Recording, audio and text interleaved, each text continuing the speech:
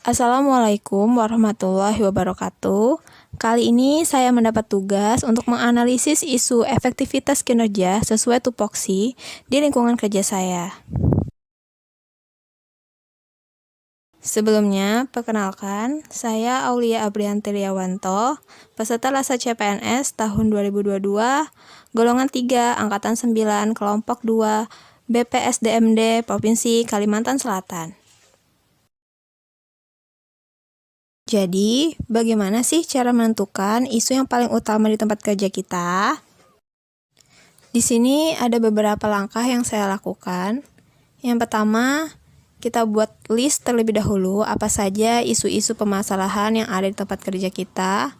Kemudian, yang kedua, menganalisis menggunakan metode APKL. Yang ketiga, menganalisis menggunakan metode USG. Yang keempat, kemudian isu yang terpilih kita analisis sampai ke akar masalah menggunakan metode Fishbone. Kelima, kita analisis penyebab-penyebab isu tersebut dengan metode SWOT. Dan yang terakhir, dari metode tersebut akan kita temukan alternatif pemecahan masalah. Kita masuk ke langkah pertama, yaitu list isu permasalahan. Di sini ada 4 isu atau permasalahan yang saya temukan di tempat kerja. Yang pertama, terlambatnya pasien ponek berpindah ruangan untuk dilakukan perawatan atau tindakan lanjut. Yang kedua, terbatas dan kurang lengkapnya alat emergency di ponek seperti alat vakum dan kuret. Yang ketiga, kamar mandi atau toilet yang letaknya agak jauh dari tempat pemeriksaan.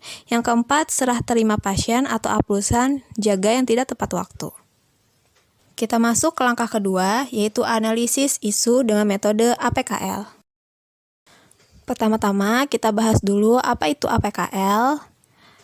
A, yaitu aktual, benar-benar terjadi dan sedang hangat dibicarakan dalam masyarakat. Yang kedua, P, problematik, isu yang memiliki dimensi masalah yang kompleks sehingga perlu dicarikan segera solusinya. Yang ketiga, K, kekhalayakan, isu yang menyangkut hajat hidup orang banyak. Yang keempat, L, kelayakan, isu yang masuk akal dan realistis serta relevan untuk dimunculkan inisiatif pemecahan masalahnya. Adapun kriteria penilaian yang saya lakukan yaitu dengan menggunakan nilai 1-5, di mana 5 berarti sangat aktual, benar-benar terjadi dengan fakta dan data yang lengkap, serta sedang hangat dibicarakan dalam masyarakat. Kemudian nilai 4 yaitu aktual, benar-benar terjadi dengan fakta dan data yang kurang lengkap, serta sedang hangat dibicarakan dalam masyarakat. Yang ketiga, cukup aktual, belum tentu terjadi, namun sedang hangat dibicarakan dalam masyarakat. Kemudian nilai 2, kurang aktual, belum tentu terjadi, dan tidak sedang hangat dibicarakan dalam masyarakat. Yang terakhir, nilai 1, tidak aktual, yaitu tidak terjadi dan tidak sedang dibicarakan dalam masyarakat. Matriks penilaian kualitas isu dengan APKL. Isu-isu atau permasalahan yang sudah kita list di awal tadi, kemudian kita masukkan ke dalam tabel, lalu kita lakukan penilaian dengan metode APKL sesuai kriteria nilai yang sudah ditentukan di awal tadi, lalu kita hitung jumlahnya.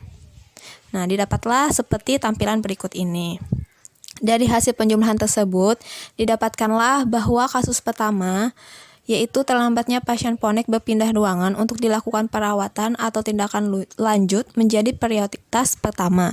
Kemudian yang kedua, yaitu kasus serah terima pasien atau aplusan jaga yang tidak tepat waktu. Prioritas ketiga yaitu terbatasnya dan kurang lengkapnya alat emergency di ponek seperti alat vakum dan kuret. Kemudian yang terakhir yang menjadi prioritas 4 yaitu kamar mandi atau toilet yang letaknya agak jauh dari tempat pemeriksaan. Selanjutnya, analisis isu dengan menggunakan metode USG. Apa sih metode USG itu? USG itu adalah urgency, seriousness, dan growth.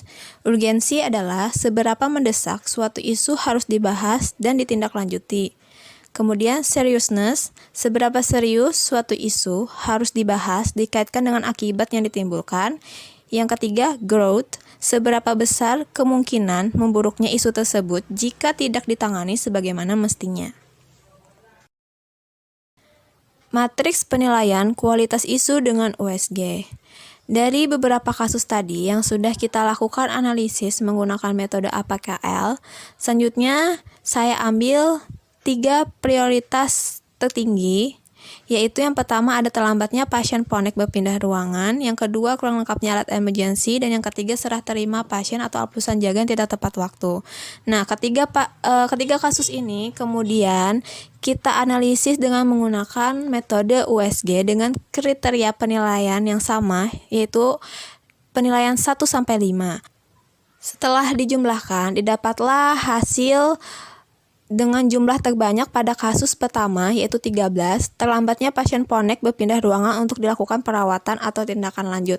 Nah, isu inilah yang kemudian akan menjadi isu paling utama yang akan kita bahas atau kita analisis kembali dengan menggunakan metode Fishbone. Masuk ke langkah analisis akar masalah dengan menggunakan Fishbone. Pada metode Fishbone ini, kemudian kita cari apa saja penyebab-penyebab yang mungkin mengakibatkan terlambatnya pasien ponek berpindah ruangan untuk dilakukan perawatan atau tindakan lanjut. Nah, di sini saya menggunakan 4 pendekatan, yaitu ada man, material, machine, dan method. Pada man, penyebab yang mungkin timbul adalah karena petugas yang sedikit, sehingga pasien yang banyak atau datang bersamaan akan lambat dilakukan penanganan karena harus menangani pasien satu persatu. Kemudian yang kedua, konsulan dokter lama, yaitu dokter penanggung jawab susah dihubungi sehingga memerlukan waktu untuk menunggu tindakan apa selanjutnya yang akan diberikan kepada pasien. Selanjutnya pada material, pasien atau keluarga tidak kooperatif dan ruangan penuh, sehingga pasien tertahan berada di ruangan ponek. Selanjutnya machine, yaitu alat rusak atau tidak tersedia, kemudian alat yang terbatas, sehingga ketika akan memeriksa pasien, kita harus bergantian menggunakan alat tersebut. Yang terakhir ada metode. Penyebab yang mungkin timbul adalah karena dokumentasi yang kurang efektif, sehingga petugas harus menyediakan waktu yang lama untuk menyelesaikan pencatatan dan pelaporan, atau bahkan ada beberapa dokumentasi yang tidak tercatat. Kemudian ada hasil lab yang lama. Pasien tidak bisa berpindah ruangan apabila hasil lab belum selesai, karena hasil lab sangat menentukan tindakan apa yang harus diberikan kepada pasien dan masuk ke ruangan mana. Pada kenyataan di lapangan, penyebab dokumentasi, hasil lab, dan alat yang terbataslah yang paling sering menyebabkan terlambatnya pasien ponek berpindah ruangan.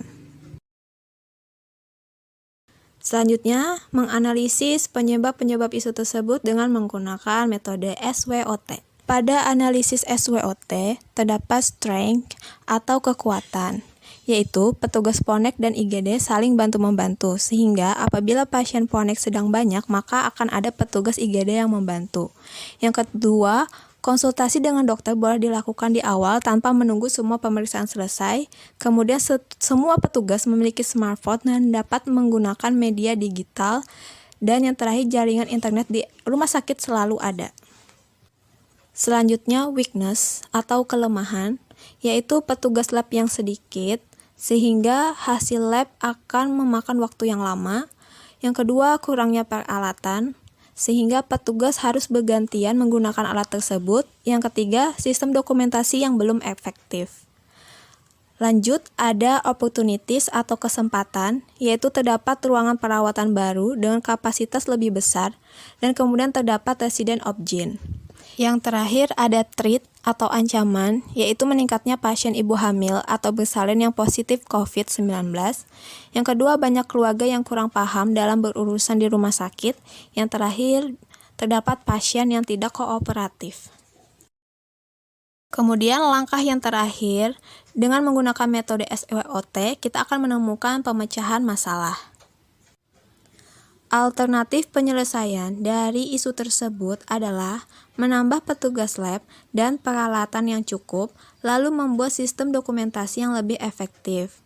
Dengan tahap alternatif, yaitu bekerja sama dengan pihak-pihak terkait yang memiliki wewenang, serta membuat inovasi terhadap sistem dokumentasi yang lebih efektif sehingga hasil yang diharapkan terdapat petugas lab tambahan, alat mencukupi, dan sistem pendokumentasian yang lebih efektif. Para pihak yang terkait yaitu manajemen rumah sakit dan perawat dan bidan di ruangan. Demikian presentasi yang dapat saya sampaikan mengenai analisis isu di tempat kerja. Semoga bermanfaat. Salah hilaf mohon maaf. Wassalamualaikum warahmatullahi wabarakatuh.